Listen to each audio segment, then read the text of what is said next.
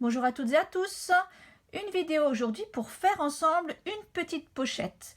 Alors, petite pochette idéale pour placer un petit bon cadeau, une petite carte cadeau, un petit billet, un tout petit objet, boucle d'oreille, bracelet, etc. à offrir, que ce soit en période de Noël ou en période d'anniversaire. Un projet idéal aussi pour utiliser vos chutes de tissu. La pochette fait 12 cm sur 9 cm de haut plus le rabat. Donc pour construire le patron. J'ai commencé ici en noir par faire un rectangle de 18 cm de haut sur 14 cm de large. Et là vous allez me dire, il y a un truc qui colle pas puisque je parle d'une pochette de 12 cm et ici j'ai 14. C'est normal, c'est simplement lors de la réalisation sur les côtés. On va faire deux coutures différentes, ça va nous réduire la largeur en fait de notre pochette. Pour le rabat, j'ai tracé une hauteur de 6 cm. Tout en haut, je fais une petite platitude ici, un bout de rabat plat de 3 cm, donc 1,5 de chaque côté, pour avoir ici donc justement cette partie plate de 3 cm. J'ai préféré faire une partie plate à une partie arrondie parce que je trouve ça plus facile d'avoir, on va dire, un haut de rabat régulier. L'arrondi est plus difficile à faire en couture. Une fois que j'ai fait ces 3 cm, je prends simplement le bout ici de la partie plate et je la relie avec le coin de mon rectangle de chaque côté. Le corps de la pochette est fait. J'ai ajouté ici à 1,2 cm de haut une croix qui va correspondre à l'emplacement du bouton pression. Alors c'est important de les marquer puisque c'est une partie qu'on va entoiler pour rigidifier un petit peu notre tissu et le rendre plus solide derrière le bouton pression. Pareil en bas, j'ai tracé simplement en plein centre une croix à 3,5 cm qui sera le bouton que nous retrouvons ici. Une fois que vous avez fait tout ça, il ne vous reste plus qu'à faire une marge de couture tout autour de 1 cm et évidemment de découper votre patron. J'ai découpé un premier morceau dans mon tissu principal avec donc la marge de couture qui est incluse ici. J'ai découpé le deuxième morceau identique pour faire la doublure. Je vais maintenant positionner mes tissus endroit contre endroit. Je vais bien les aligner avant de passer à la couture. Alors pour coudre, je vais faire tout simplement tout le tour, mais il va falloir laisser un trou pour pouvoir le retourner à l'endroit. Alors ce trou là, je vais le laisser sur le côté et je vais le matérialiser avec des épingles. Je vais maintenant pouvoir coudre en démarrant ici, donc à 1 cm, puisque c'est 1 cm de marge de couture. Alors il y a deux façons de gérer les angles. La première façon, c'est de venir là, de s'arrêter à 1 cm. Planter son aiguille de machine à coudre, lever le pied, tourner le tissu et continuer. Alors, ce projet-là, il y a des angles partout. Donc, moi, j'ai préféré utiliser la méthode suivante. Je vous montre d'abord avec le feutre. Donc, je vais coudre à 1 cm tout droit. Et ici, je vais descendre et sortir de tissu. Une bonne marche arrière au niveau de l'angle pour bien renforcer ma couture. Je vais ensuite sortir carrément tout mon projet de la machine à coudre et je vais redémarrer carrément au bord ici.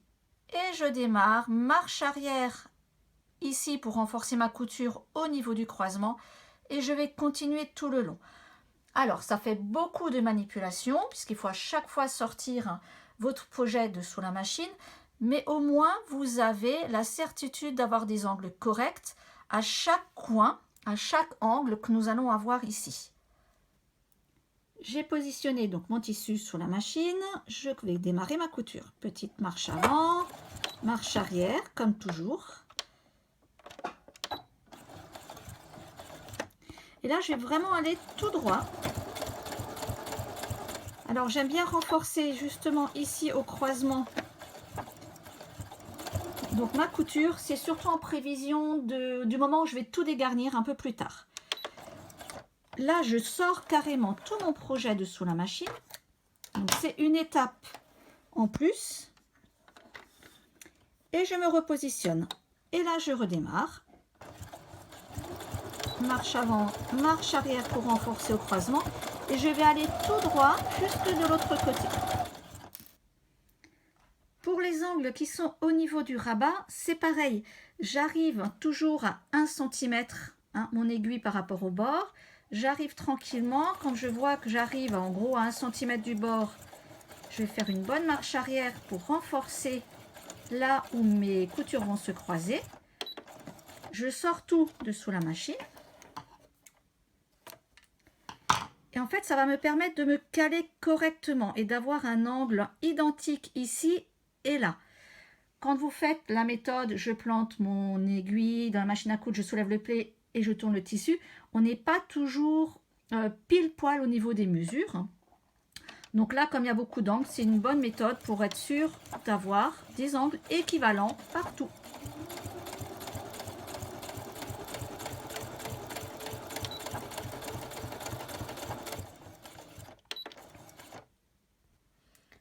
J'ai fait tout le tour, j'ai laissé donc mon ouverture à cet endroit-là. Je vais maintenant dégarnir tous les angles, c'est-à-dire je vais enlever le trop plein de tissu pour pouvoir le retourner sur l'endroit et avoir des jolis angles. Donc je vais couper ici le surplus de tissu, donc à ras de ma couture. C'est pour ça que je renforce en fait au niveau du croisement. Donc parfois j'enlève carrément partout, je rase partout, c'est plus simple pour couper. Et vous allez faire ça sur tous les angles autour de votre pochette. Après, nous allons le retourner sur l'endroit et on va caler justement ces angles-là. Comme on aura enlevé le trop plein de tissu, on arrivera justement à façonner l'angle de façon correcte. Avant de retourner la pochette sur l'endroit, il va falloir mettre le petit bout d'entoilage que j'ai préparé ici, histoire de renforcer l'endroit où nous allons poser le bouton. Alors pour le haut, pas trop besoin de calculer, vous allez simplement placer votre morceau d'entoilage. Là, le morceau que j'ai va couvrir suffisamment de tissu pour pas avoir besoin de marquer tout de suite. Pour le bas, en fait, je vais être placé plutôt à 3,5 cm du bord. Donc, je vais chercher entre mes deux coutures ici le milieu et ensuite, je vais monter de 3,5 cm. Une fois que vous avez placé votre repère, on va simplement thermocoller le petit bout d'entoilage au fer à repasser.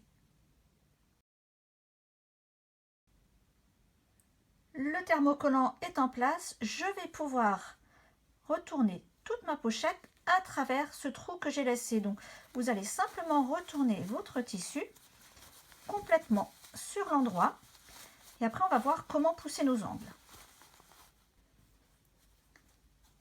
Quand on retourne, on a parfois du mal à bien caler nos angles, notamment ici, vous voyez, il n'est pas bien pointu. Donc, soit on y va avec le doigt, soit simplement avec une paire de ciseaux, mais en douceur, bien entendu, pour ne pas traverser le tissu. On va pousser au maximum notre angle. Et ensuite, on va venir passer un bon coup de fer à repasser pour bien ajuster les côtés. Et pour l'instant, on laisse le trou ici complètement ouvert. On s'en occupera plus tard. Petite astuce repassage, lorsque vous allez repasser votre pochette, souvent on donne un bon coup de fer, les tissus en coton se placent facilement, mais il arrive qu'on obtienne ici un petit creux, c'est-à-dire que nos deux tissus ne sont pas bien bord à bord. Alors il vous suffit de prendre une épingle, vous allez planter donc votre épingle entre les deux tissus et on va remonter en fait la couture vers le haut et là il va suffire de repasser pour avoir les bords bien bord à bord, tout simplement. Donc vous faites ça, vous voyez, là j'avais quand même un décalage de 2-3 mm. Vous remontez vos bords et hop, un coup de fer à repasser. Une fois que vous avez repassé, on va pouvoir continuer le montage de notre pochette. Alors, vous avez à ce moment-là la possibilité de faire une surpiqûre au niveau du rabat et tout en bas.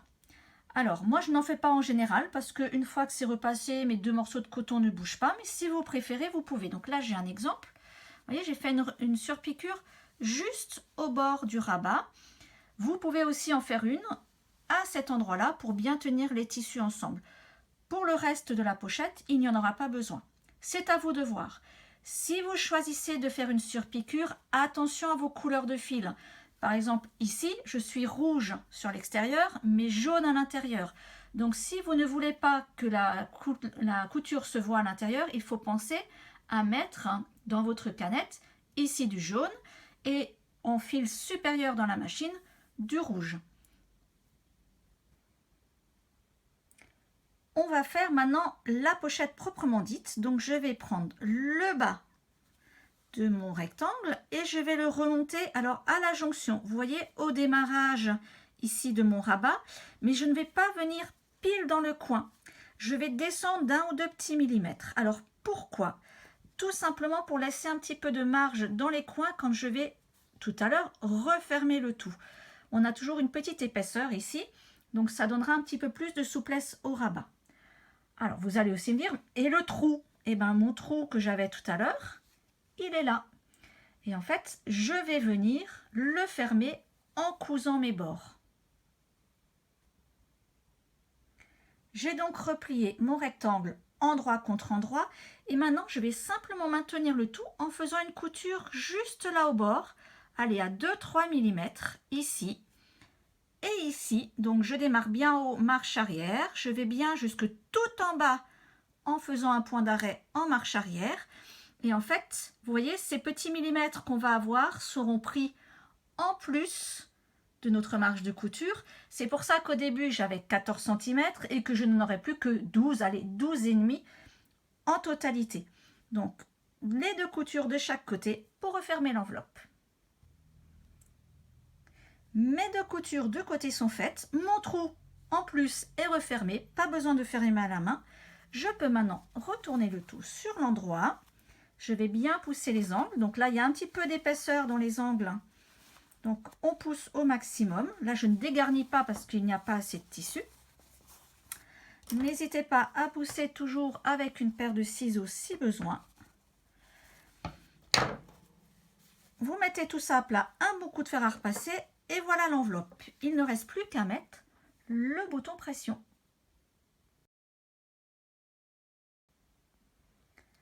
Pour placer le bouton pression, on va commencer par le bouton du rabat. Alors, 2 solutions. Vous pouvez mesurer ici donc le milieu à 1,5 cm, puis remonter de 1,2 ou la mesure de votre choix. Personnellement, pour aller plus vite, je plie simplement mon rabat en 2. Je marque bien à l'ongle et je vais obtenir ici un pli. Donc là, j'ai déjà le milieu qui est marqué. Ensuite, effectivement, je vais mesurer pour être à la distance que j'ai souhaité dès le départ. Je vais mettre juste un petit point. Et là, je vais pouvoir placer mon bouton. Alors, si vous n'avez jamais placé de bouton pression, j'ai fait une petite vidéo pour vous montrer vraiment comment utiliser la pince et les boutons pression plastique. Là, je ne vais pas le détailler.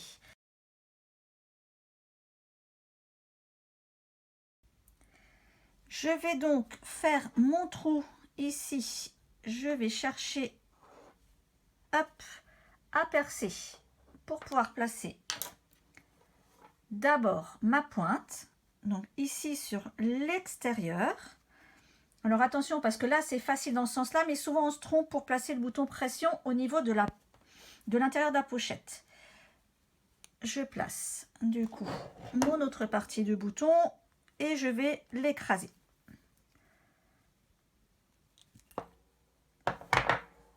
L'autre moitié que je vais avoir ici, normalement je la place vers 3,5 cm. Donc pareil, soit vous mesurez le milieu, vous montez à 3,5. Personnellement, moi je fais juste ça. Je replie mon rabat. Je regarde où arrive mon bouton. Je prends mon pic pour faire le petit trou. Et je regarde, vous voyez, là où j'ai mon bouton qui arrive, je le plaque contre le tissu et je me dis, c'est là. Ça, c'est la méthode rapide. C'est pas forcément aussi précis. Donc, mais là, sur la vidéo, ça m'évite de faire toutes les mesures et de vous montrer une méthode alternative. Une fois que le trou est fait, par contre, attention à ne pas vous tromper à ce moment-là. Votre pointe, elle doit venir à l'intérieur de la pochette et ressortir vers vous, vers l'extérieur. Vous placez ensuite le bouton et vous l'écrasez. Si vous ne faites pas ça, vous ne faites pas attention, je vais vous montrer ce que ça va donner. Vous allez avoir le bouton, la tête du bouton vers l'extérieur. Voilà le genre d'erreur typique. Quand je vais trop vite, je place mon premier bouton et je n'ai pas fait attention avec le deuxième. Il est placé à l'envers. Donc si ça vous arrive, il n'y a qu'une solution. Moi en général, je prends une pince coupante et j'éclate carrément le plastique pour pouvoir remplacer un autre. Et je fais attention à ne pas abîmer le tissu. Donc faites attention au sens de la pointe. Et voilà, la pochette est terminée. Il ne vous reste plus qu'à l'ouvrir et à y glisser votre petit mot doux, votre petit cadeau. Et ensuite, une fois que ça a servi de pochette cadeau, pourquoi pas une petite boîte de mouchoirs, votre maquillage, vos médicaments, peu importe. C'est toujours très utile et surtout, ça vous permet de faire un petit objet personnalisé dans de simples chutes de tissu. À très bientôt!